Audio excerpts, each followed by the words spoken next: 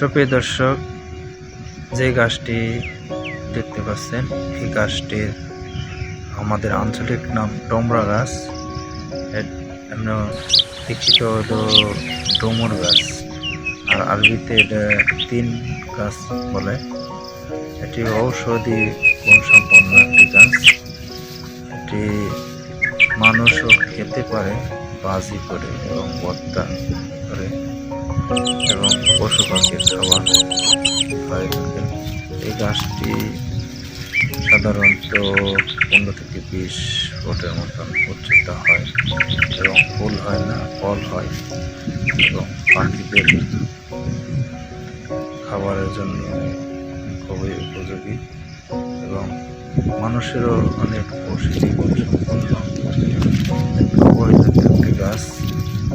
এই গাছটির মাধ্যমে পশু পাখির খাবার হিসেবে ব্যবহার করা যেতে পারে এবং এটি বাংলাদেশ, ভারত এই এলাকার একটি গাছ। এই গাছটি বীজের মাধ্যমে বংশবিস্তার করে এবং সহজেই যে কোনো জায়গায় এই গাছটি হয়ে থাকে। তো নদীর ধারে এবং